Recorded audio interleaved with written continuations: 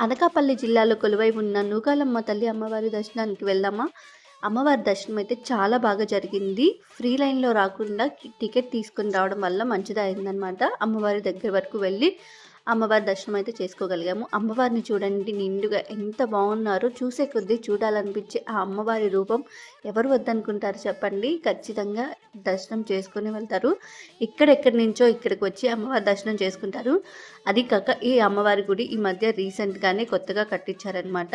So, ఇక్కడ గోపురం చూస్తున్నారా ఎంత కలర్‌ఫుల్‌గా ఎంత బావుందో గదా! చుట్టూ ప్రకృతి గాలివస్తూ మధ్యలో అమ్మవారి గుడి చాలా ప్రశాంతంగా అనిపించింది.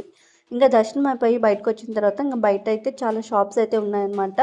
మాడుగుల హల్వా విన్నారా? ఆ హల్వా కూడా ఉందన్నమాట. మాడుగుల హల్వా ఎవరైనా టేస్ట్ చేస్తుంటే కామెంట్ చేయండి. ఇంకా పిల్లల కోసం టాయ్స్ కూడా ఉన్నాయన్నమాట. ఇంకా రిక్కీ అయితే బొమ్మలు చూస్తే అస్సలు ఆగడు కదా! ఫస్ట్ బొమ్మలు తీసుకున్నారు.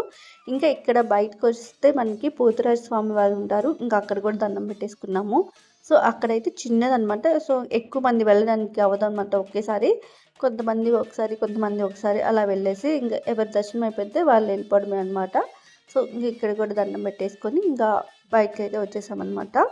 సో, ఇక్కడ అంతా అయితే చాలా అంటే చాలా బావుంటుంది. ఇంకా పోతురాజు స్వామి దగ్గర కూడా దర్శనం చేసుకున్న తర్వాత ఇంక మేమందరం కలిసి షాపింగ్‌కైతే వెళ్ళామన్నమాట.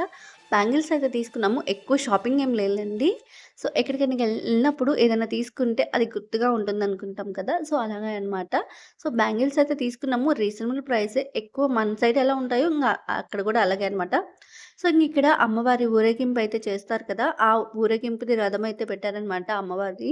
అసలు ఎంత బావుందో చూడడానికి. ఈ మధ్యే రీకన్‌స్ట్రక్షన్ చేశారనమాట. సో, అంతా చాలా బాగా పెట్టారు.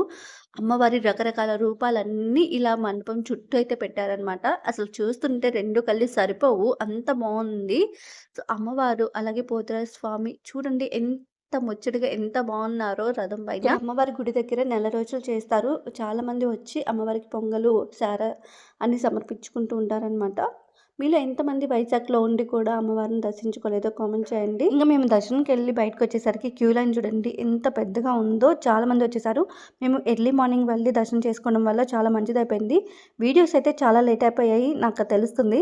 కాకపోతే రిక్కీకి బాలేకపోవడం, హౌస్ షిఫ్టింగ్ వల్ల వీడియోస్ చాలా లేట్ అయిపోయాయి. ఇక్కడి నుంచి రెగ్యులర్‌గా వస్తాయి. వీడియో నచ్చితే లైక్ చేయండి, షేర్ చేయండి. తప్పకుండా సబ్స్క్రైబ్ చేసుకోండి.